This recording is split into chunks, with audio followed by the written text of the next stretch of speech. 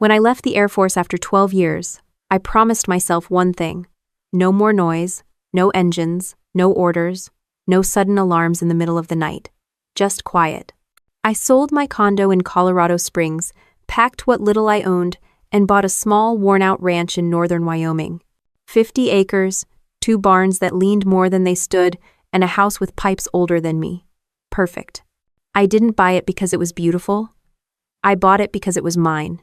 My name, my rules, my mess to clean. I'd spent over a decade following other people's plans. This was the first time I could decide when to wake up, when to eat, and when to breathe. The nearest neighbor was 3 miles away, and I liked it that way. The first few weeks, I worked until I couldn't feel my arms, fixing fences, clearing weeds, replacing doors that didn't close, and trying to figure out why the well pump only worked when it felt like it. At night, I'd sit on the porch with a cup of instant coffee, listening to the wind move through the grass. The silence wasn't empty. It was full of everything I'd missed while serving time, space, peace, and nobody asking me to fix their problems. I slept better there than I had in years. The kind of sleep that doesn't need medication or background noise, just exhaustion and satisfaction. The first time I woke up before dawn and didn't hear aircraft in my head, I almost cried. Then I laughed because crying over silence felt ridiculous. The people in town were friendly enough, in that small-town way where everyone waves but nobody pries. I liked that. I bought feed at Henderson's Supply twice a week, learned to identify horse colic symptoms on YouTube, and adopted 2 barn cats that decided they owned me. I even started jogging again, though jogging at 7,000 feet felt more like slow-motion dying. Still, I was getting stronger. I was starting over, exactly like I'd planned. Then the call came. It was a Tuesday, the kind of cold that makes metal ache. I'd just finished hauling water buckets when my phone buzzed in my pocket. The screen said, Denise. I hadn't seen that name in years. My half-sister. Same father, different mothers, different everything. She lived somewhere in California last I heard, working in real estate, married to a guy who talked like a motivational podcast. I hesitated before answering. It's amazing how one name can bring back a decade of family drama in 3 seconds. But I answered anyway. Mara, she said, her voice bright enough to make my teeth hurt. You sound amazing. How are you? I wiped my hands on my jeans and leaned against the fence. Fine. Busy. What's up? Oh, I just wanted to check on you. I saw a post from one of Dad's old friends said you bought a ranch. That's so wild. Are you serious about living out there full-time? Yeah, I said. It's not a hobby. End quote. She laughed the way people do when they don't quite believe you. That's incredible. You always were the tough one. I mean, I couldn't live like that, too much dirt, not enough Starbucks, but I'm proud of you. There was a pause, long enough for me to know something else was coming. So, anyway, she continued, I've been thinking. It's been too long since we've seen each other. Maybe it's time to reconnect. I could come visit for a week or 2, maybe bring my boyfriend. You'd love him, he's really into country stuff. He even bought boots. Sure, I said slowly. A visit. She took that as a green light. Great. And maybe the kids too, they've never seen a real farm. Oh, and we have a couple friends who've been dying to try something rustic. They could help out, make it a fun family thing. We'll bring food, of course. Don't worry about anything. I didn't say a word for a few seconds.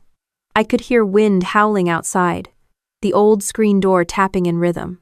Denise, I said finally, how many people are we talking about? Oh, not many. Just me, Tom, the kids, and maybe 3 or 4 others. We'll take care of ourselves, promise. It'll be like a working vacation. I stared out at the empty pasture. Snow was starting to fall, thin flakes catching the last bit of daylight. I could almost hear my late father's voice in my head. Don't let her run the show, Mara.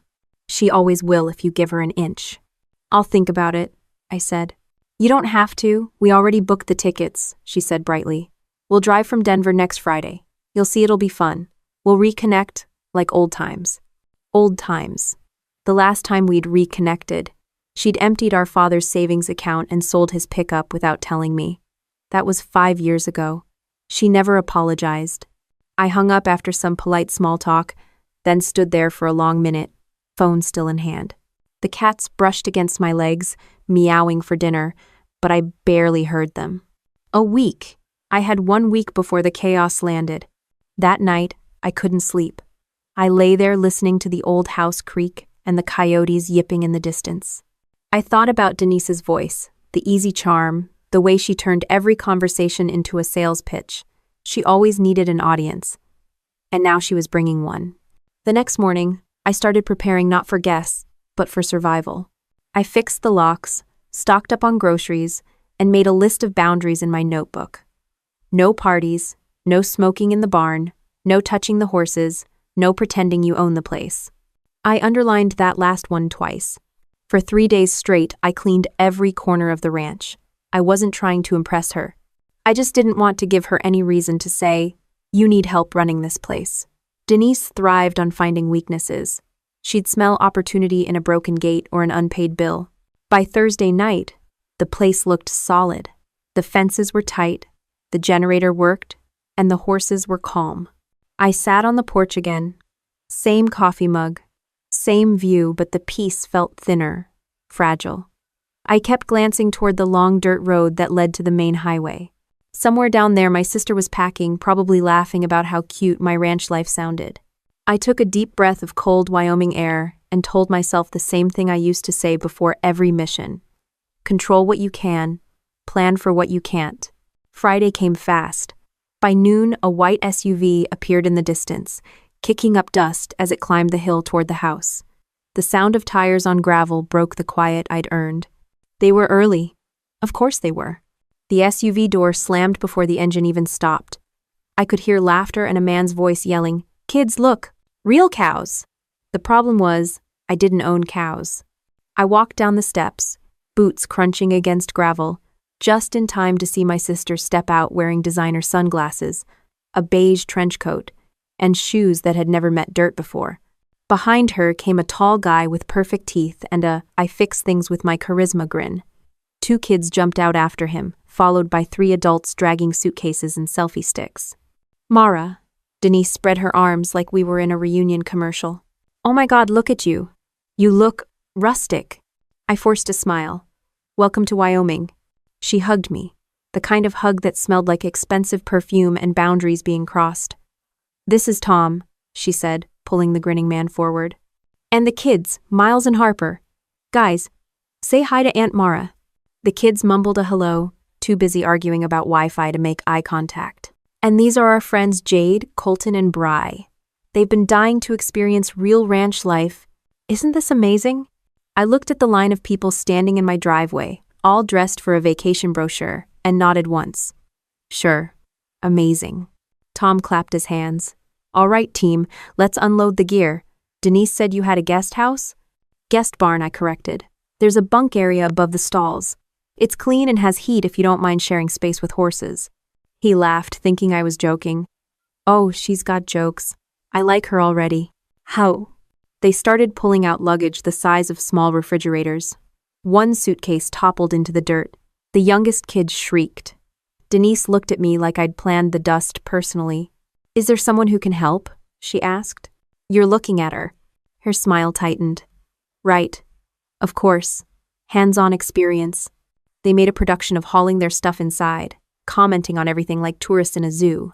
Jade pointed her phone around, narrating, "Day 1 of our rural detox retreat. Real people live like this." I bit my tongue so hard I tasted copper. By sunset, the main house looked like a department store exploded. Tom had accidentally unpacked in the master bedroom. Denise had claimed the kitchen as her command center, rearranging drawers because the layout didn't make sense. The kids were fighting over who got the room with better cell service, which was funny, because neither had any. Dinner was chaos. I made chili for 10, which turned out to be too spicy, too chunky, and apparently too cowboy. Denise ordered pizza from the nearest town an hour away, then complained when the delivery guy called to say he couldn't find the road. Tom leaned back after eating half a bowl of chili. "You know, this place has potential," he said, like a man about to offer a business pitch. "With some upgrades, a few luxury cabins, you could rent it out as a vacation spot. People pay big money for this kind of authenticity." I looked at him. "It's not for rent." He chuckled. "Everything's for rent at the right price." Denise laughed too, maybe out of habit. He's just brainstorming, Mara. Don't get that military look. I didn't say anything. I'd learned in the service that silence can be more unsettling than shouting. That night, when everyone went to bed, I walked the property to calm down. The stars were so bright they looked fake. From the barn I could hear the horses shifting in their stalls, restless. They didn't like new people either. I whispered, "Same, buddy," to my favorite gelding, Titan, and fed him an extra handful of oats. The next morning, I woke up to the sound of music blasting from a speaker. Denise was outside doing yoga in the driveway, her friends recording it for social media. "Morning vibes," Jade yelled into her phone. "Nothing like the country air to center your soul." It was 29 degrees. Tom was trying to start my truck, which he'd apparently decided was a communal vehicle. I stopped him before he flooded the engine. "Hey, Mara," he said, flashing that grin again. "We're gonna head into town. Need to grab some wine, maybe some decor. Your place could use a little pop of color."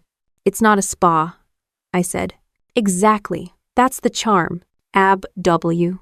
I watched them drive off with half a tank of gas and a borrowed vehicle, then looked at Denise standing in the yard, directing the kids like extras in her new country experience. "You okay?" I asked. She smiled like a politician. "Of course. It's just, you could make this place something more, you know? People love a good redemption story. Military vet starts over, turns old ranch into retreat. You'd go viral. I didn't come here for an audience." She adjusted her sunglasses. "Maybe you should've. Isolation isn't healing, Mara. It's just hiding." That one stung, mostly because it was partly true. I didn't respond. Instead, I turned and started cleaning stalls. I'd take the smell of manure over family advice any day. By afternoon, the guests were back from town with cases of wine, a new blender, and a decorative "Welcome to the Ranch" sign they nailed crookedly onto my front gate. The sign had a cartoon horse wearing sunglasses. Denise posed beside it for a photo. "See? We're bringing some life to this place." I said nothing. Dinner that night was louder. They'd found the old speaker in the garage, and someone thought country rap was appropriate background music for spaghetti. Tom spilled red wine on my tablecloth, laughed it off, and poured another glass. At one point, Denise stood up and made a toast. "To family, and to new beginnings. I think Dad would be proud of us for coming together." I almost choked on my drink. Dad would have driven back from the grave just to kick them out. After everyone finally went to bed, I stayed up to check the locks. The barn door was still open. I walked over, flashlight in hand, and saw one of the guests trying to pet Titan. The horse flinched, nearly kicking him. "Whoa, easy there, big guy," Colton said, stumbling back. "Just wanted a selfie." I grabbed the lead rope. He doesn't like flashes. Or strangers. Colton raised his hands like he was under arrest. "Got it. Chill." Didn't mean anything. I waited until he left before whispering to Titan, "It's okay. They'll learn." When I went back inside, Denise was waiting in the kitchen, still in her silk robe, holding a glass of wine. "I saw how you looked at him. Don't scare my friends off. Then tell your friends to respect the animals." She smirked. "You know, you could make things easier by relaxing a little. We're all adults here." "Adults clean up after themselves," I said. She tilted her head, smiling that same fake smile I'd seen at Dad's funeral. "This attitude, Mara, it's why you're alone." I opened the fridge, grabbed a bottle of water, and shut the door hard enough to make the magnets rattle. "Maybe, but at least it's quiet." She didn't say anything after that. She just walked out, heels clicking on wood that was never meant for heels. The silence that followed wasn't peaceful this time. It was heavy, sharp around the edges. The kind of quiet that tells you something's about to change, whether you like it or not. By the third morning, I didn't wake up to birds or wind. I woke up to the sound of a power drill. At first, I thought it was in my dream. Then I heard Tom's voice yelling, "Hold it steady, babe." I pulled on a jacket and walked outside. He was in front of the barn, halfway through hanging a neon sign that said, "Welcome to Kramer Ranch." The worst part? He spelled Kramer right.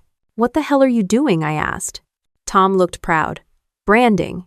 Denise said we need a name if we're going to build this thing up." "Build what up?" He pointed around like a man unveiling a vision. "This whole place. People love experiences. We'll do farm stays, horse rides, maybe even those glamping tents. You've got the land. We bring the business." Denise appeared behind him, holding her phone like a director. "Just brainstorming," she said sweetly. "Tom's got great ideas. He helped a yoga studio double their revenue last year." I stared at her. "You're comparing livestock to yoga mats?"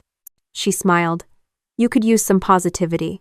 That's when I noticed Jade and Colton dragging patio chairs into a circle like they were setting up for a festival. Bree was filming a morning coffee with cow sounds video. My ranch looked less like a home and more like a lifestyle brand gone wrong. I walked straight past them into the barn, trying to breathe.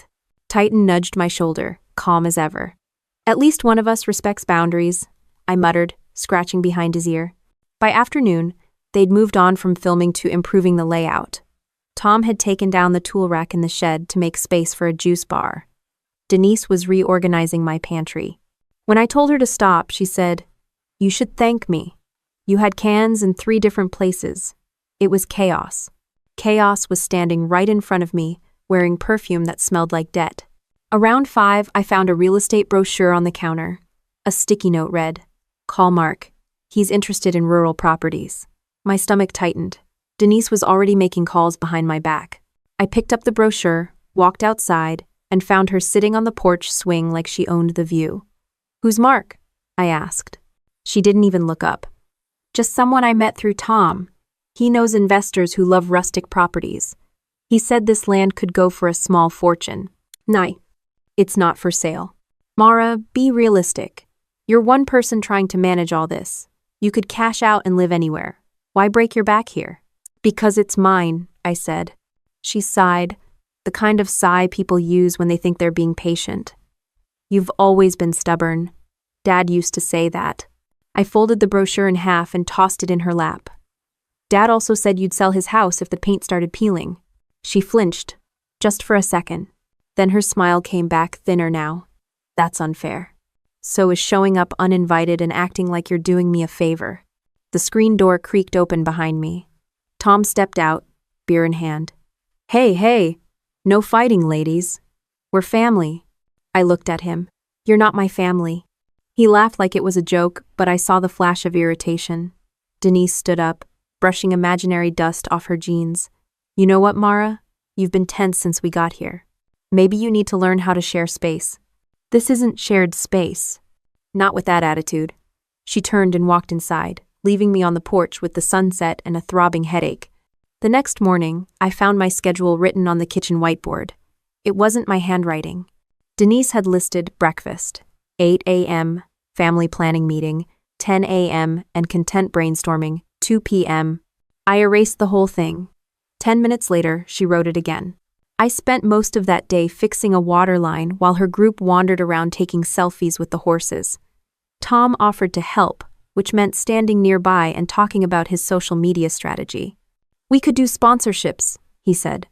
"Ranch gear, protein shakes, cowboy hats, that kind of thing. You've got authenticity. That's the angle." I looked at him. "You're standing in manure." He looked down at his boots, disgusted. "Jesus, is this normal?" "Yep." "And when?" He stomped his way back to the house, mumbling something about civilization. By dinner, the group had decided to host a community night. Without asking, they invited neighbors through a local Facebook group. I only found out when I saw 3 trucks pulling up around 7. Denise was wearing a dress that belonged in a vineyard, pouring wine for strangers in my kitchen. "Mara, meet some of the locals," she said, grinning like she'd just solved rural diplomacy. The Hendersons, an older couple from down the road, looked embarrassed. "We didn't realize this was your place, dear," Mrs. Henderson said quietly. "We thought it was one of those open house things." I forced a smile. "It's fine. Glad you came." Denise clinked her glass. "To new beginnings." By the time everyone left, there were wine stains on the counter and muddy boot prints across the floor. I stood there staring at the mess, too tired to be angry. Tom handed me a broom. "We'll clean up tomorrow," he said, yawning. I took the broom and started sweeping. "Tomorrow's too late." The sound of sweeping filled the room, steady and sharp. Denise watched from the stairs, her voice soft. "You know, you could let people in once in a while. Not everything has to be a battle." I didn't answer. I kept sweeping until she walked away. The next morning, I woke up to an empty coffee pot and a kitchen that smelled like burnt toast. Denise was outside giving a live ranch tour. She stood in front of the barn, her phone on a tripod, saying things like, "This is my sister's amazing property where we're building something special." She said we again. I stood in the doorway, arms crossed, watching her narrate my life. A horse neighed behind her, almost on cue. The comments must have been rolling in because she smiled wider, flipping her hair like a weather reporter. Something in me settled right then. Not anger, not even resentment, just a quiet understanding.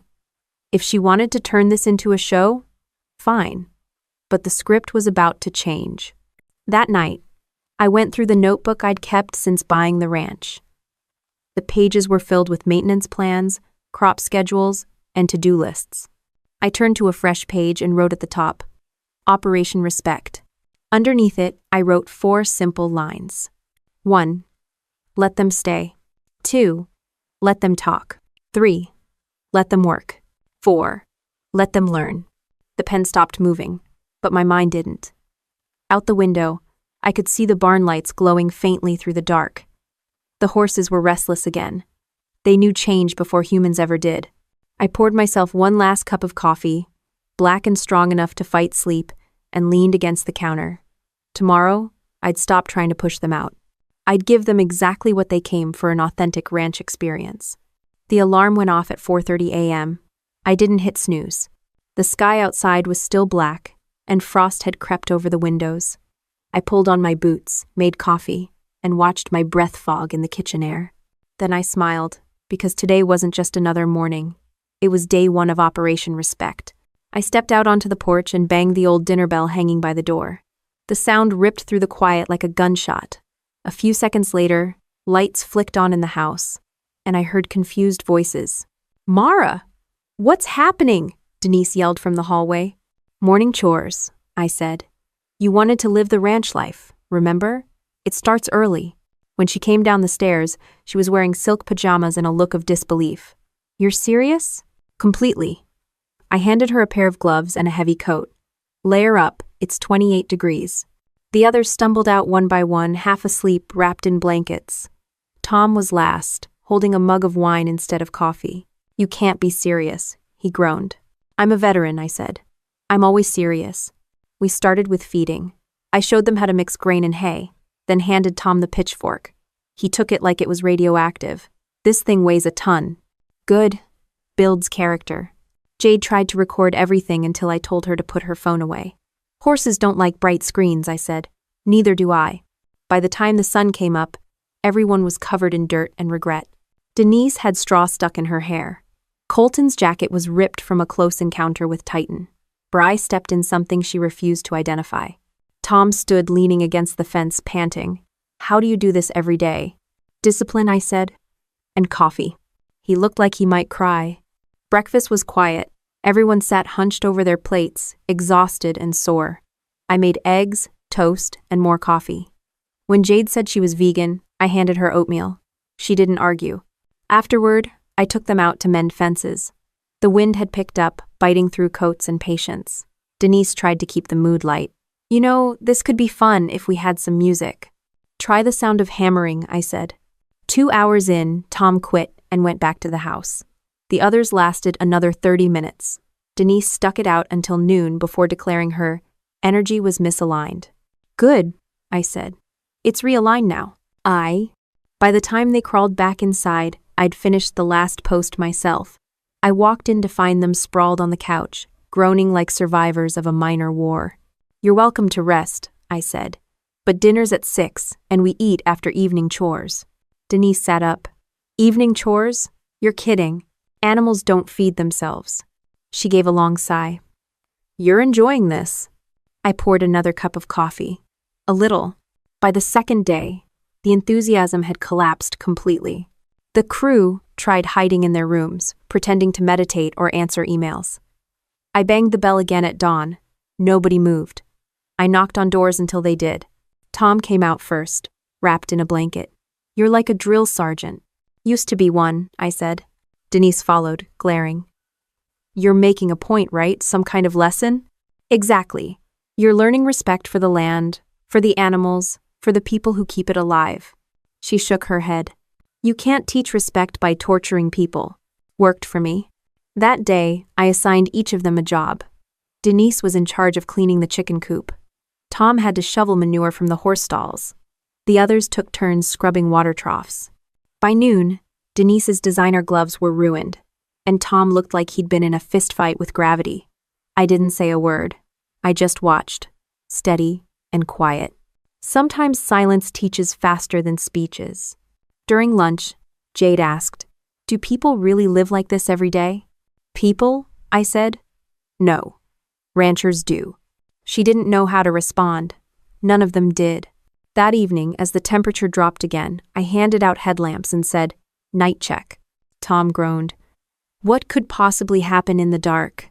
Predators, broken fences, water freezing, take your pick. He muttered something about joining the Marines just to get away from me. We walked the fence line under a cold, full moon. The air smelled like hay and iron. Denise trudged behind me, quiet for once. When she finally spoke, her voice was softer. "Why do you still do this, Mara? You could have gone anywhere."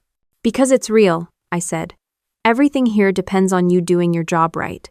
You don't get that kind of accountability in most places." She didn't answer, but she stopped complaining. That was progress. The next morning, I found Tom sleeping on the couch. He looked up as I walked in. "I can't feel my back," he said. "That means you're using it," I told him. "I'm leaving," he groaned. "I'm done." "You can't," Denise said from the stairs. "You promised the kids a full week." "Let's call it character building," I said, pouring coffee. Tom glared but stayed, maybe because his car keys were in my coat pocket. By the end of the week, something had shifted. They still hated the work, but they'd stopped treating it like a joke. Denise started waking up without the bell. Jade stopped filming. Even Tom helped patch a section of fence without being asked.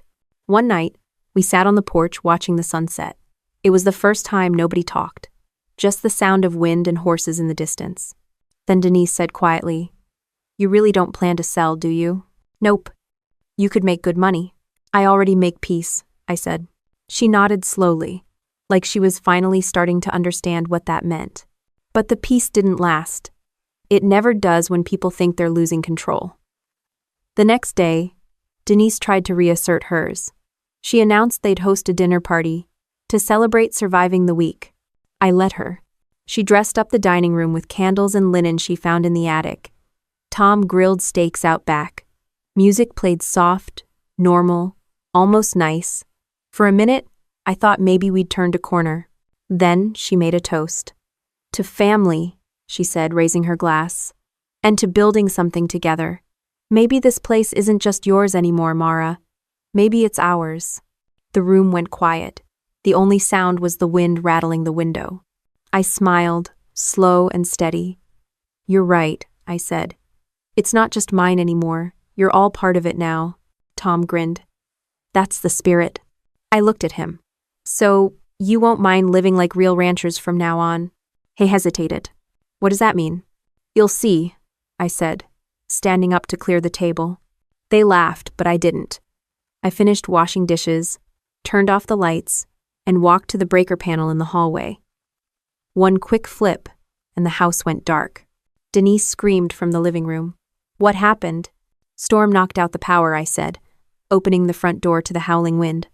"Welcome to real ranch life." The candles flickered in the sudden dark. For a second, no one spoke. Then Tom shouted from the kitchen, "Did you forget to pay the bill?" I stood by the doorway, holding a flashlight. "No. This happens when the lines freeze. Happens every winter." Bree gasped. "Wait, you mean there's no power? Like, no heat?" "Correct," I said. "But don't worry. The wood stove still works if you know how to use it." Jade stared at me. "We'll freeze." I looked around the table. "Not if you move." "Ho." They all started talking at once, plans, complaints, suggestions, but nobody actually did anything. Denise slammed her wine glass down. "You could have warned us, Mara!" "I didn't know I had to send a memo," I said. "This is what you wanted, authentic ranch life." Tom pointed at the window, where the wind was whipping snow sideways. "That's not authentic. That's dangerous. Then you'd better follow directions." The snow hit fast. Within an hour, the temperature dropped below zero. The storm howled across the open field, rattling the windows like angry fists. I grabbed my coat and started laying out blankets near the stove. We'll stay in here tonight. Everyone takes turns keeping the fire fed. Denise crossed her arms. You're not serious. I'm deadly serious, I said. For a while they resisted. Then the cold made the choice for them. Tom couldn't light the stove, so I took the matches and showed him how. Keep the vents open or you'll smoke us all out, I said. He looked embarrassed. Yeah, sure, got it. Hours passed. The kids huddled under blankets. Jade and Bri whispered about booking a hotel, but the road was already buried. Every few minutes, the wind slammed against the side of the house like a warning. Denise sat beside me near the fire, arms wrapped tight around herself. You planned this, didn't you? I glanced at her. You think I control the weather? You control everything else. I didn't answer. I fed another log into the fire and watched the sparks fly. The silence between us grew heavier than the storm outside. Around midnight, Tom started pacing. We can't just sit here. We need to call someone. No signal, I said. Nearest tower's miles away. So what, we just wait? Exactly. He laughed bitterly. This is insane. Denise glared at him. Stop yelling. You're scaring the kids. They should be scared. We're stuck in a freezing house because your sister thinks she's teaching us a lesson. I didn't make you come here, I said. You invited yourselves. He opened his mouth, but no words came out. Denise looked between us, then turned away, shaking her head. The wind screamed again, louder this time. The horses started kicking at the barn doors. I stood up. I need to check on them. Denise grabbed my arm. You're not going out there. I don't have a choice. I pulled on my heavy coat and stepped into the storm. The cold punched through every layer, slicing through my gloves like knives. The flashlight beam cut a narrow path through the white blur. Snow stung my face as I pushed toward the barn. Inside, it was chaos. The horses were stomping, eyes wide, nostrils flaring. The old roof creaked under the weight of snow. I moved fast, calming them one by one, checking the walls for weak spots. The wind howled through a loose board, sending flakes swirling into the hay. Titan snorted and pressed his head against my shoulder. I patted him. You're fine. We'll ride it out. When I came back to the house, my eyelashes were crusted with ice. Everyone stared at me like I'd returned from war. The barn's holding, I said. We're fine for now. Tom muttered. You're out of your mind. I looked at him. Probably. But the animals are alive. That's what matters. All Dak. Denise stood, wrapped in a blanket. You could have died. I've done worse things in worse weather, I said. She didn't respond. She just looked at me like she was seeing something new. We kept the fire going until dawn. When the light finally came, the storm had buried everything in white silence. The power was still out, but the house was standing. Denise walked to the window, rubbing her arms. It's beautiful, she said quietly.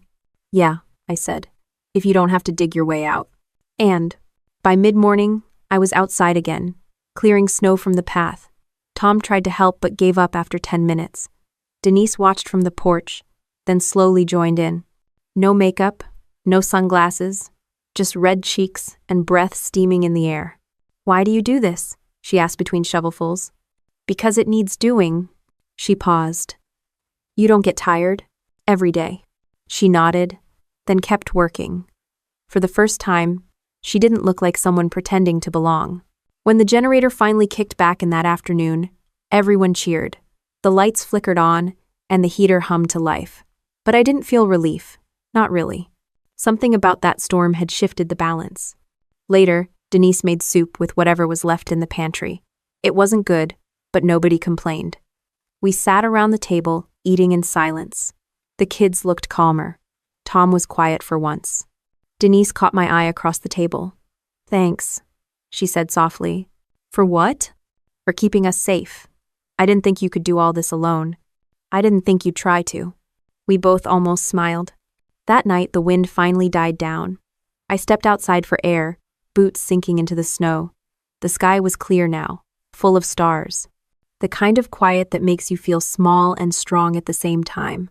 From the barn came the low sound of horses shifting, content again. The world was frozen, but alive. When I turned back toward the house, the windows glowed warm and golden. For a moment, it looked like a real home. Denise's laughter floated faintly through the walls, softer than usual, less sharp. I stood there, hands in my pockets, the cold biting through the fabric, and thought, maybe she's finally learning something. Then I saw the tire tracks. Fresh ones. Deep. Leading away from the house. I followed them down the drive until the wind erased the path halfway. The SUV was gone. Tom's SUV. I didn't panic. I just stared down the road, then back at the glowing house. The sound of the wind filled my ears again, even though it had stopped blowing. When I walked back inside, Denise was setting mugs on the table. She looked up. "Where's Tom?" I took off my coat. "Gone." She frowned. "Gone where?" "Good question." She stood there, processing. "He wouldn't just leave. Not now." I poured myself coffee and sat down. People show who they are when things get hard. You should know that. She didn't answer. She just sank into the chair across from me, staring at the window like the storm might come back and explain everything. The house was quiet again, but it wasn't the same quiet I'd earned before. It was heavier, more complicated, like the calm after a fight you know isn't really over. The silence after Tom left was different. It wasn't peaceful anymore, it was hollow. Denise tried to fill it with noise, cooking, cleaning, playing music too loud in the kitchen, but the sound just bounced off the walls. The rest of her crew had already gone home after the blizzard, claiming mental health reasons. I didn't stop them. One less circus to manage. 3 days passed before the next storm hit. This one didn't announce itself, it just arrived, sliding down from the mountains with a wall of gray clouds and a wind that sounded like it had unfinished business. I was stacking hay when I felt the first drops. Denise came running out of the house, phone in hand. "Weather alert says it's going to be bad," she shouted over the wind. "Then get inside and start the generator," I yelled back. "I don't know how." Of course she didn't. I tossed the last bale into the barn, slammed the doors shut, and sprinted back to the house. The sky opened up in seconds. Rain turned to sleet, sleet to hail. The sound on the metal roof was deafening. Denise was standing in the kitchen, pressing buttons on the generator panel like it was a vending machine. "Move," I said, flipping the choke, hitting the starter. The hum kicked in, the lights flickered once, then held steady. Denise exhaled. "You make that look easy." "It's not. It's experience." The storm got worse by nightfall. The roads were rivers, and the wind had teeth. The horses were restless again, hooves clattering in the barn. I watched from the window until I couldn't take it anymore. "I'm going out," I said, pulling on my coat. Denise stood up fast. "You can't, it's too dangerous. Tell that to the animals." She hesitated, then grabbed another coat. "I'm coming with you." I wanted to argue, but the truth was, 2 pairs of hands would be better than one. We stepped into the storm together, heads down, faces stinging. Every step to the barn felt like a fight. When we finally got there, the roof was shaking, the doors rattling. Inside, the air was full of steam and fear. Titan stomped, eyes rolling white. Bella was pacing in her stall, ears flat. I grabbed a rope and went to calm them. "Talk to them," I said to Denise. "They know your voice." "What do I say?" "Anything. Just stay calm." She started talking awkward at first, then steady. Her voice cut through the noise like a thread of light. I moved down the row, checking latches, reinforcing boards. My fingers were numb, but my mind was sharp. This was the kind of chaos I understood, the kind I'd trained for. When one of the roof panels came loose, I climbed the ladder without thinking. Denise shouted something I couldn't hear over the wind. The metal was slick, the cold biting through my gloves. I grabbed the panel, pressed it back into place, and hammered until the sound of metal on metal drowned everything else out. Below me, Denise held the ladder, her hair plastered to her face, her hands shaking. "You're crazy," she yelled. "I've been called worse." When I climbed down, soaked and freezing, she just stared at me. "You could have fallen. Then you'd finally get the ranch," I said, half smiling. She didn't laugh. We stayed in the barn most of the night, taking turns checking the animals and mopping up leaks. By dawn, the wind had slowed to a dull roar. My hands ached, my legs burned, but the barn was still standing. Denise leaned against the stall gate, hair tangled, face streaked with dirt and sweat. I get it now, she said quietly. Why you do this? Why you stay? Do you? She nodded. It's not about control. It's about keeping something alive that no one else will. Exactly. For the first time since she'd arrived, I believed she meant it. We walked back to the house in silence. The ground squished under our boots. The sky was the color of wet concrete, but a faint strip of light was pushing through on the horizon. Denise stopped halfway to catch her breath. You think Tom's okay? She asked suddenly. I shrugged. He's a grown man with four-wheel drive. He'll survive. She gave a short, sad laugh. He's not built for this life. Neither was I. You could be. She looked at me, surprised. You think so? Depends on how much you're willing to earn it. Inside, the house was cold again. The generator had shut off sometime during the night. I went to restart it, but Denise stopped me. I'll do it, she said. I waited by the window, watching her step out into the cold. She moved slower than I did, but with purpose. A few minutes later, the lights came back on. She stood in the doorway, cheeks red, smiling like she'd just conquered something big.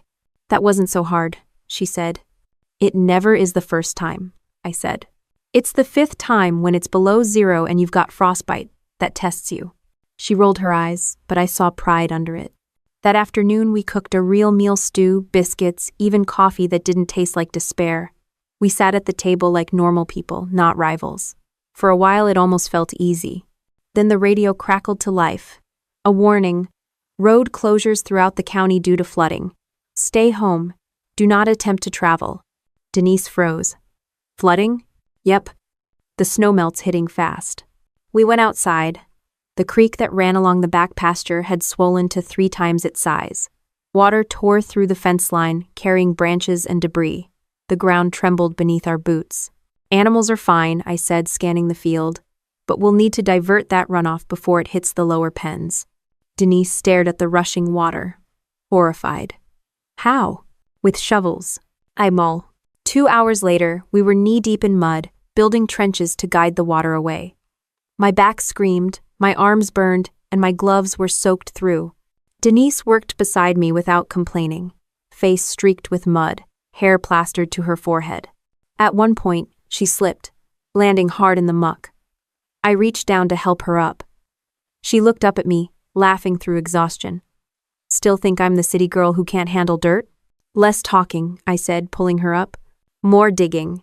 We didn't stop until the water finally started moving in the right direction. By the time we stumbled back to the house, the sun was breaking through the clouds. The ranch looked battered but alive, like it had earned the right to exist one more day. Denise sank into a chair, shivering. You know, she said, Dad would have liked this. Liked what? Seeing us work together. He always said we'd kill each other before we cooperated. He wasn't wrong, I said. She smiled. Maybe not. We sat there in silence, watching the light change across the snow. Somewhere outside, the horses whinnied, the barn creaked, and the creek roared softer now. It was the sound of survival, ugly, loud, imperfect, but real. Denise looked at me finally. You ever think maybe the storm's the point? Like it's supposed to strip everything down until only what matters is left? Maybe, I said, staring out the window. Or maybe it just reminds you who's built to stand in it. Actually, she nodded slowly. You always were. And for once, she didn't sound resentful when she said it. By morning, the air had that strange stillness that only comes after chaos, like the world was holding its breath to see what survived. The ranch was a mess of broken branches, ripped fences, and deep mud, but it was still there. We both were. Denise was already up, sitting at the kitchen table with a notebook, of all things. She had her hair tied back and a pen between her teeth. Don't say anything, she warned. I'm making a list. I poured coffee. A list of what? Repairs. Feed, fencing, that kind of stuff. I blinked. You're volunteering for manual labor? She smirked. Don't push it. I'm delegating. That was the Denise. I knew always more CEO than soldier, but for once, I didn't mind. She was trying, in her own strange way.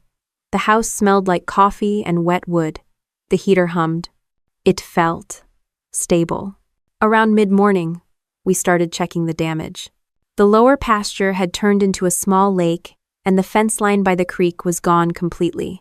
Titan stood there like a general, inspecting the ruins, unimpressed but unharmed. The barn was solid, but the roof needed patching again.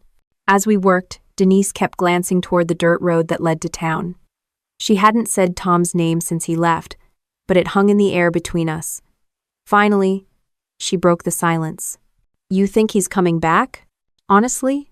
I said. "No, but maybe that's not a bad thing." She kept working, eyes on the ground. "He's not a bad guy, just allergic to effort. That's still a problem on a ranch." She laughed quietly. "Fair point." We spent the rest of the day cleaning up debris, refilling troughs, and moving hay bales that had floated halfway across the field. Denise didn't complain once. She didn't even flinch when a snake slithered out from under a board. She just stepped back, handed me a shovel, and said, "You're the one with the military training." By the time the sun started dipping, the place almost looked like itself again. My muscles ached, but it was the good kind of pain, the kind that reminded you you'd earned your day. Inside, Denise cooked chili. Actual chili, not something reheated from a can. It wasn't fancy, but it was hot, and she didn't burn it. We sat down at the table, the same one we'd once used to argue over ownership, and ate without tension for the first time in weeks. "You really think this can work?" she asked between bites. "What?" "This place. You. Me. The ranch. All of it." I shrugged. "Depends what you mean by work." She put her spoon down. "I mean, can we fix it? Us, I mean, after everything." I looked at her. For a second, I saw not the polished real estate shark or the manipulative sister, but the scared teenager who used to follow me around after our dad's funeral, asking what we were supposed to do now. "I don't know," I said, "but we're trying. That's something." She nodded, eyes glassy. "You ever think maybe Dad expected this? Like he knew we'd have to go through hell before we figured it out? He didn't expect anything. He just hoped we'd grow up before it was too late." "How?" Denise smiled faintly. "Guess we're slow learners." We cleaned up dinner together, something I never thought I'd see. She didn't even flinch when I handed her the dish towel. Outside, the last of the storm clouds drifted away, revealing a wide, bruised sky fading into pink. Later, while I was locking up the barn, I found something I hadn't noticed before, a dusty old box pushed behind some tools. Inside were a few of Dad's notebooks. I carried them inside, wiped off the dirt, and set them on the table. Denise looked up from her coffee. "What's that?" "His ranch logs, feed schedules, budgets, maintenance notes. But he used to scribble thoughts in the margins." She reached for one. The pages smelled like hay and old tobacco. "He wrote like a preacher," she said softly, scanning the lines. I sat down across from her. "He didn't believe in luck, just preparation." She flipped another page, then froze. "He mentioned us." I knelt her. I leaned in. Her voice trembled as she read aloud. "If the girls ever find their way back here, I hope they learn what this land really means. It's not inheritance, it's responsibility. You don't own it, you earn it." The words landed hard. I stared at the ink, faded but steady. Dad's handwriting had always looked like he carved each word into existence. Denise closed the book carefully. "He was talking about you." "No," I said quietly. "He was talking about both of us." Neither of us spoke for a while. The clock ticked, the fire cracked. For once, the silence didn't feel like a wall. Later that night, I walked out to the porch. The moon was bright, and the air smelled of wet pine. I heard the door open behind me, then Denise's voice. "I'm thinking of staying a while," she said. "How long is a while?" She shrugged. "Long enough to figure out how to mend a fence without breaking a nail." I smirked. "That might take longer than you think." "I'm 5. Then it's a good place to start." I didn't tell her how relieved I was to hear it. The next morning, she was already outside before me, bundled in my old jacket, holding a shovel that looked too big for her. "Where do I start?" she asked. "Depends what you want to fix first," I said. She pointed toward the field. "Let's try the fence. Seems symbolic." We worked side by side for hours. She wasn't fast, but she was steady. Every now and then, she'd glance at me like she was waiting for me to tell her she was doing it wrong. I didn't. She was learning the only way that mattered by doing. Around noon, Big Jim Henderson drove up in his old pickup. He was the kind of neighbor who never knocked, just showed up with a thermos of coffee and news. "Looks like you made it through the storm," he said, leaning out the window. "Barely," I said. He nodded toward Denise. "She surviving too?" "Working on it," I said. He grinned. "Good. Ranch will test you. It'll either break you or build you." Denise wiped sweat from her forehead. "Guess we'll find out which." Jim chuckled, tipped his hat, and drove off. Denise watched his truck disappear down the road. "Does everyone around here talk like that? Like they're quoting country songs?" "Pretty much." She shook her head. "I kind of like it." We finished the fence just before sunset. The horses wandered over, curious, as if inspecting our work. Titan snorted and pressed his muzzle against the new post. "That's approval," I said. Denise laughed. "Or judgment. Same thing on a ranch." As the sun slipped behind the hills, everything glowed gold. The grass, the barn, even the mud. Denise leaned on the fence, breathing hard, eyes soft. "You know," she said, "I don't hate it here anymore." I nodded, watching the light fade. "It has that effect." She smiled. "Dad was right. You don't own this place. You earn it. F. Dottie." And for the first time since she'd arrived, I didn't feel like I was the only one who understood what that meant. The next few mornings came easy. For once, the air didn't taste like tension. Denise had settled into a rhythm, feeding the chickens, checking the water troughs, making coffee strong enough to wake the dead. It was strange watching her move around the ranch like she belonged there, though she still wore jewelry that sparkled in the sunlight like it didn't get the memo. We had a routine now. Work, eat, fix something broken, repeat. It wasn't glamorous, but it worked. And maybe because of that, I started letting my guard down. On Thursday, I decided to tackle the attic. The roof had leaked during the storm, and I needed to make sure it hadn't rotted through the beams. I was halfway up the stairs when Denise appeared at the bottom, holding a basket of laundry. "You going up there? Need help?" she asked. I raised an eyebrow. "Since when do you volunteer for attic duty?" She smiled. "Since I learned rats don't care how expensive your manicure used to be." So we went up together. The attic smelled like cedar and dust, 100 forgotten memories piled into cardboard boxes. Sunlight filtered through a cracked window, catching floating dust in the air. "Wow," she said, picking up a stack of old photo albums. "You kept everything." "Dad kept everything," I corrected. "I just didn't have the heart to throw it out." She knelt beside a box labeled Personal, 2009, and pulled out a small wooden chest. "This one's locked." I knew that box. I'd seen Dad stash it there years ago. Back then, he'd said it was for later. But later never came. I took it gently and turned it over in my hands. The lock had rusted, but it gave way with a little pressure. Inside were letters, dozens of them bound together with a cracked leather strap. Denise leaned closer. "Are those his?" "Yeah," I said softly, running my thumb over the top envelope. "He wrote letters before he passed, but I only ever read mine." She stared at the stack. "You mean he wrote me too?" I nodded, handing her the bundle. "Guess now's as good a time as any." We sat on the attic floor, surrounded by boxes and the smell of old pine, and she untied the strap with trembling fingers. Her eyes scanned the first page, and then she started to cry quietly. "He wrote about me," she whispered, "about how he worried I'd mistake success for happiness, how he hoped I'd find something real before it was too late." I didn't say anything, I just let her read. She turned another page, voice unsteady. "He said he regretted letting us grow apart, that he should have made us fix things before he died." I felt something tighten in my chest. I'd read my letter years ago. It had said nearly the same thing. Dad had always been the peacemaker, even when peace wasn't convenient. Denise looked up. "Why didn't you tell me he wrote these?" "Because I didn't think you wanted to hear from him," I said quietly. "You were too busy selling condos and smiling for cameras." "That's not fair," she snapped, then stopped herself. "Actually, maybe it is."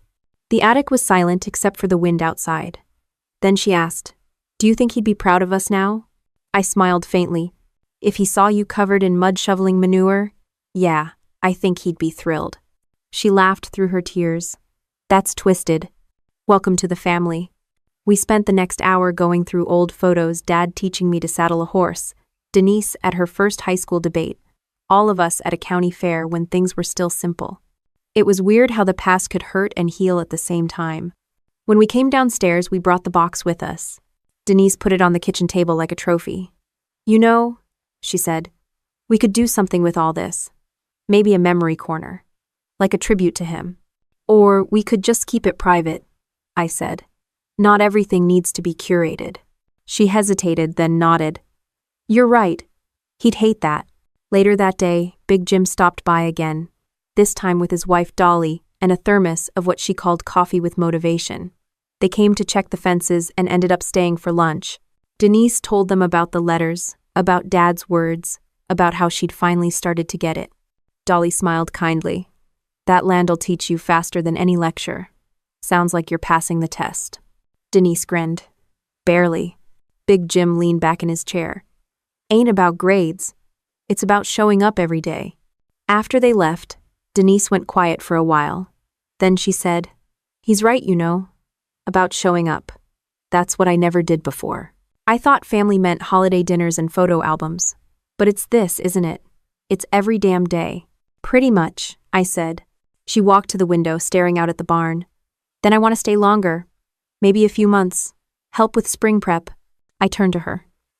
"You're serious?" "As a mortgage payment."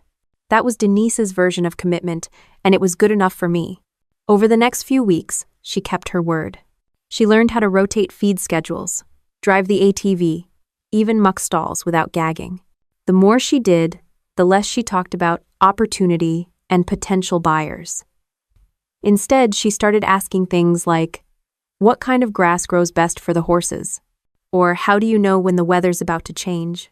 One afternoon, I found her sitting in the field sketching the barn. "What are you doing?" I asked. "Trying to figure out what Dad saw here," she said. "I never really looked before." It was strange seeing her like that, calm, grounded. The same woman who used to wear high heels to brunch was now barefoot in the dirt, drawing barns like it was therapy. That night, while cleaning out one of Dad's old filing cabinets, I found something else tucked behind the tax forms, a deed modification draft. It was unsigned, but clear as day. He'd planned to split the ranch equally between us, on the condition that we manage it together for at least 2 years before selling. I showed it to Denise. She stared at it like it was written in another language. "He really thought we could do that?" "Apparently." She leaned back in her chair, exhaling. "He had more faith in us than we did in each other. Maybe he knew we'd need something bigger than ourselves to make peace." She traced her finger over his signature line. "You think we could actually do it? Run this place together?" "Depends," I said. "You planning to stick around for more than a season?" She smiled. "Looks like I already signed up." We didn't make any promises that night, but something unspoken settled between us. Not forgiveness, not yet, but understanding. When I went to bed, I lay awake listening to the crickets outside, thinking about how Dad had seen this coming years before it happened. He knew storms, real and emotional, were inevitable. He just built fences strong enough for both. In the morning, I found Denise already outside, hammer in hand, fixing a loose hinge on the chicken coop. She glanced over her shoulder and said, "I figured if I'm staying, I might as well act like it." And for once, she didn't sound like she was performing. She sounded like she belonged. The ranch had started to feel alive again, not just running, but breathing like it recognized we were finally treating it right. Spring was rolling in fast, the kind of Wyoming spring that still carried frost in the mornings but promised green if you just waited long enough. Denise woke up before sunrise now, brewed coffee without being asked, and even beat me to the barn twice that week. That's how I knew something had changed. She wasn't doing it to prove a point anymore. She was doing it because she wanted to. One morning, while I was fixing a section of fence by the creek, I heard an engine rumbling down the drive. Not a familiar sound. Too smooth, too expensive. I turned and saw a black SUV crawling up the hill like it owned the place. Out stepped a man in a gray jacket, sunglasses, and the kind of shoes that have never touched mud voluntarily. "Morning," he said, smiling like he was about to sell me something. "You must be Mara. Depends who's asking." He extended a card. Hendricks Development Group. The name meant nothing to me, but the word development set off alarms. "I'm here on behalf of your sister," he said smoothly. "Denise asked me to deliver some documents. She mentioned you two might be ready to explore options for the property. My grip tightened on the fence post. She did she? He nodded, all polite confidence. She said you might want to review our offer. It's generous. Market's strong right now. This land could fetch quite a bit. I took the envelope from him and didn't open it. How much? He smiled. 7 figures. End of tab. I laughed sharp, loud, the kind that doesn't sound happy. You city folks really think everything has a price, don't you? He blinked, confused. Well, doesn't it? Not this, I said, handing the envelope back. You can tell Denise will talk after chores. He left dust and smugness in his wake. I stood there watching the SUV disappear, feeling the heat rise in my chest. I didn't go inside right away. I needed a minute to make sure I didn't walk in yelling. When I finally stepped through the kitchen door, Denise was sitting at the table with her laptop open, typing like nothing had happened. Got a visitor today, I said. She looked up, pretending surprise. Oh, Hendricks? Yeah, I told him to drop that off, just to see what kind of numbers we're talking about. No harm in looking, right? You told him to come here without telling me. Mara, calm down. It's just business. No, I said, setting my gloves on the table. It's not. It's my home. She sighed, leaning back. Our home. Remember the deed? It's shared. I'm not trying to sell it out from under you. I just wanted to know what options exist. You already know the only option that matters, I said. We work it, we keep it. She rubbed her temples. You make it sound so simple. You think this land runs on nostalgia? We're behind on equipment maintenance, and if the storms keep coming, we'll be bleeding cash by summer. I stared at her. You really think money fixes everything? She hesitated. I think it helps. The air between us went heavy. For a long moment, all I could hear was the clock ticking and the faint hum of the fridge. Then I said, You sounded just like Dad right before he signed that loan he couldn't pay off. Her eyes narrowed. Don't you dare. Then stop pretending this is about the ranch. It's about control. You can't stand not being the one in charge. She slammed her laptop shut. That's rich coming from you, Sergeant Perfect. Captain, I corrected. Too coldly. Same difference, she snapped. You think you're the only one who's ever done hard things? Newsflash, not everyone's built to follow orders. I took a breath, steadying my voice. No, but some of us are built to keep our promises. And I promised Dad I'd protect this place. Her face softened for just a second before she looked away. You think I didn't love him too? I think you forgot what he loved. No. The argument should have ended there, but it didn't. It hung around like humidity, heavy and inescapable. For 2 days we barely spoke. She worked the east pasture. I handled the north. Meals were silent. The air crackled with everything neither of us wanted to say. Then, one afternoon, I came back from town to find her sitting on the porch, papers spread out around her. Not the developer's papers, different ones. Old ranch documents, tax statements, Dad's ledgers. What's this? I asked. Research, she said. Turns out you were right. We don't need to sell. We just need to be smarter. I sat down beside her. She pushed a folder toward me. There's a state program for land conservation partnerships. Keeps the property tax manageable if we commit to agricultural use long term. I talked to the county office this morning. I blinked. You did that? She nodded. And the bank has a low-interest line for operational reinvestment if we show a stable revenue plan. I might have pulled some strings. I flipped through the papers. She wasn't bluffing. Everything was there. You're telling me, I said slowly, that the same woman who once tried to sell her half of Dad's fishing boat for scrap just wrote a legitimate business plan? She grinned. What can I say? I adapt. Something in me eased then, the same way the ground softens after a storm. So, no more developers? She shook her head. No more developers. But there's one condition. That, of course there is. She looked me dead in the eye. We run this place together. Equal say, equal work. I know I'm late to the game, but I'm here now. I studied her face. There was no manipulation this time. No slick confidence. Just someone who'd finally stopped trying to out-talk the truth. Deal, I said. We sealed it the old-fashioned way with a handshake, rough palms meeting like equals. It wasn't sentimental. It was practical.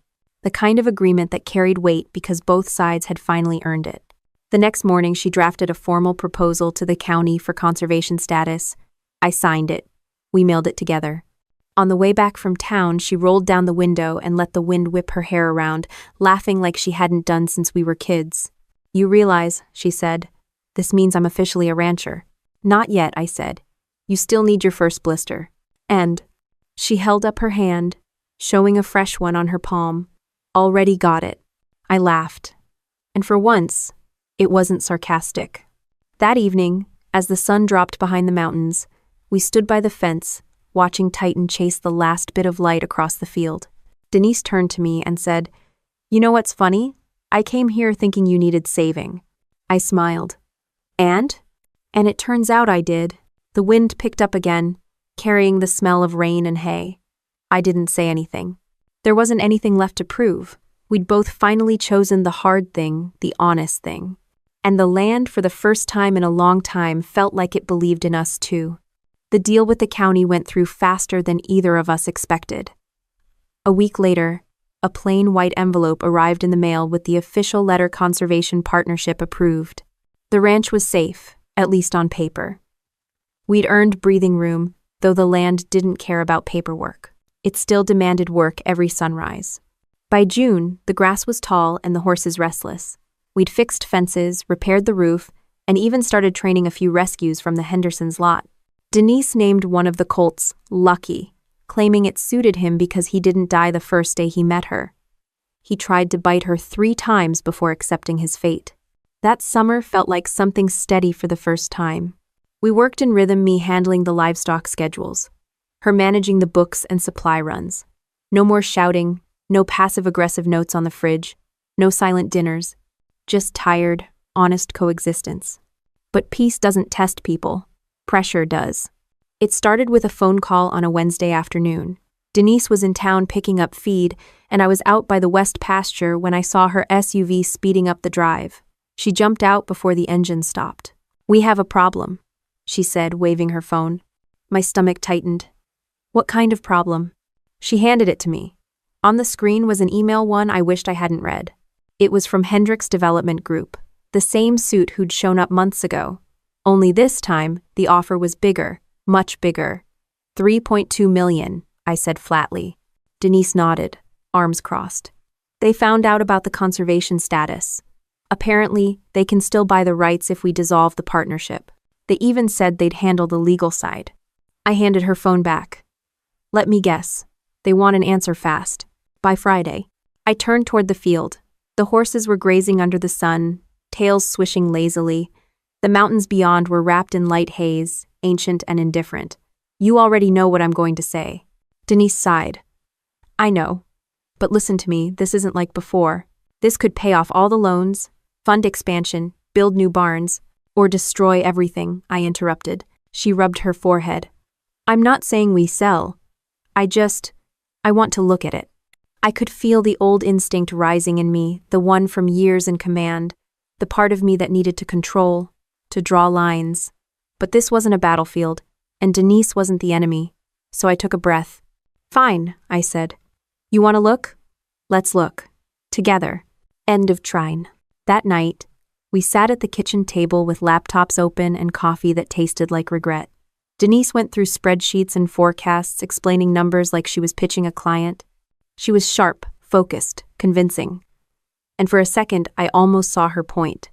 Almost. $3 million's not just money, she said. It's freedom. We could pay off the rest of Dad's debts, fix everything we've been patching for years, and still have enough left to live comfortably. I leaned back, arms crossed. And what happens after that? When the land's gone and there's another resort with fake wood barns and cocktail bars where the barn used to be. You think that's what Dad wanted? She hesitated. Dad's gone, Mara. Maybe it's okay for us to want something different. Then why are you still here? That shut her up. For a long time, the only sound was the ticking of the old clock above the stove. Then she said quietly, I don't know. Maybe because I'm finally good at this. I looked at her, really looked at her. She wasn't the same woman who'd arrived months ago in designer boots and self-importance. Her hands were calloused, her hair sun-bleached, her voice roughened by wind and work. Then don't quit now, I said. The next morning, she didn't mention the offer. Neither did I. We worked as usual, feeding, cleaning, fixing, but under the routine, something was off. She was quieter, focused, but distant. By Friday, I was sure she'd made up her mind. The tension sat in the air like humidity before a storm. I found her in the barn late that afternoon, sitting on a hay bale, staring at the horses. "You're thinking about it," I said. She didn't look up. "You know, when I first came here, I thought you were crazy for holding on to this place. It felt like punishment living this hard for so little reward. And now it feels like purpose," she said softly. "And that's the problem. I don't know how to walk away from that anymore." I sat beside her. "So don't." She smiled faintly. "You make it sound so simple." It is. Hard work's the simple part. Deciding to keep doing it, that's what's hard. A gust of wind rattled the barn doors, and we both looked out at the field. Lucky was running circles, chasing his own shadow like he'd just discovered legs. Titan snorted, unimpressed. Denise sighed. "You ever think maybe Dad set us up? Like he knew this land would be the only thing stubborn enough to make us get along?" "Yeah," I said, and I'm starting to think it worked. When we went back inside, she opened her laptop again, staring at the email from Hendrix.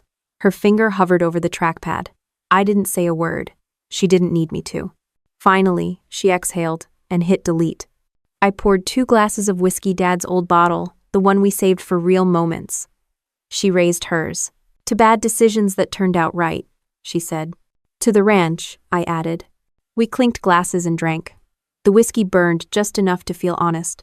Later, as the sun went down, she walked to the fence line, arms resting on the rails, eyes on the horizon. "You know," she said quietly, "I used to think revenge meant proving people wrong. But maybe it's just proving yourself right." "Welcome to my definition," I said. She smiled. "You really think this land's worth all that?" "Every inch of it." We stood there until the light faded completely, the air cooling around us. Somewhere out in the dark, the coyotes started up their nightly chorus. It didn't sound threatening anymore, just part of the rhythm. When we finally went inside, she looked back once more at the barn glowing under the moonlight and said, almost to herself, "Guess this is home after all." End quote. And for the first time, she said it without doubt, without defense, just truth, plain and earned. By August, the hills had turned that late summer gold that made the whole valley look dipped in honey. The storms were gone, the fences were standing, and the ranch had finally found its rhythm again. But this time, it wasn't just mine. Denise worked every day, no speeches, no shortcuts, just sweat and stubbornness. It was strange how normal it felt having her here. She'd started keeping a journal, something between Dad's ledgers and her old business notes. Every night after dinner, she'd sit on the porch with a glass of wine, scribbling by lantern light. When I asked what she was writing, she said, "Proof that I didn't hallucinate all this." Life had become ordinary in the best way. Mornings started with the sound of roosters and coffee brewing. Afternoons meant sunburn, dirt, and the constant thud of hammers. Evenings were quiet, sometimes music on the old radio, sometimes nothing but crickets.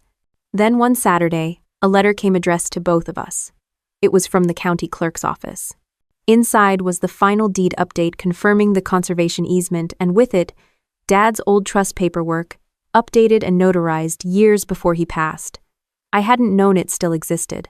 Denise unfolded it carefully, reading aloud. "In the event that my daughters, Mara and Denise, both choose to maintain the Whitaker Ranch, they will inherit full stewardship together. If either chooses otherwise, the property shall transfer to the Henderson family under the terms of the Land Use Trust." She looked up. "He really did plan everything. Down to the fine print," I said. "Stewardship," she repeated like she was testing the word. "Not ownership?" "Yeah. He always said you can't own what outlives you." End of tea. We sat there for a long time, the paper between us like a bridge finally rebuilt. It didn't feel like an inheritance. It felt like a responsibility we'd finally earned the right to carry. That afternoon, Denise suggested an idea that caught me off guard. "What if we started something here?" "Something like what?" She stood, excitement already sparking. "A place for veterans. Therapy, workshops, you know, people like you who need a reset." I looked at her. "You mean a ranch rehab program?" "Exactly. Dad always believed this land healed people. You did too once. Why not make that real? It was a good idea. Too good. The kind that scared you because it required believing again. I'll think about it, I said, though part of me already had. Within a week, she drafted a plan complete with budgets, schedules, even a name, Restoration Ranch. I found the proposal taped to the fridge with a note that said, "Try saying no now." I didn't. The first group arrived that fall. 3 vets from Billings and 1 from Cheyenne, all referred by a local nonprofit. They didn't know what to expect, and honestly, neither did we. We put them to work, fixing fences, feeding horses, cleaning stalls. The land did what it always did, it told the truth. By day 3, one of the guys, a Marine named Lewis, came to breakfast with a grin. "Haven't slept this good in 10 years, he said. That's when I knew Denise's idea was right. She handled logistics and paperwork while I ran the hands-on training. Somehow, we balanced each other perfectly, the dreamer and the drill sergeant, the planner and the doer. The ranch had room for both. Word spread faster than we expected. By winter, we had a wait list. Donations trickled in. Local ranchers offered to mentor participants. Big Jim even lent us 2 of his old horses, saying, "They're slower than politics, but good for beginners." One evening, after everyone had turned in, I found Denise sitting in the barn, stroking Titan's muzzle. "He likes you now," I said. She smiled.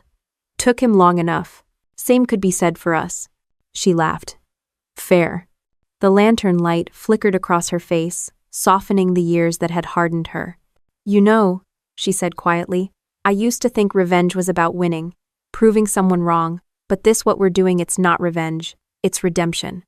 I nodded. "Revenge is just a spark. Redemption's what you build with it." She looked up at the rafters where Dad had carved his initials decades ago. "Think he'd approve?" "Yeah," I said. "He'd probably ask why it took us so damn long." When winter came again, it hit hard, temperatures dropping to the kind of cold that makes metal sting and breath turn to smoke. The veterans stayed through it, helping us keep the animals fed, the barns warm, the fire going. There was laughter, music, even snowball fights between chores.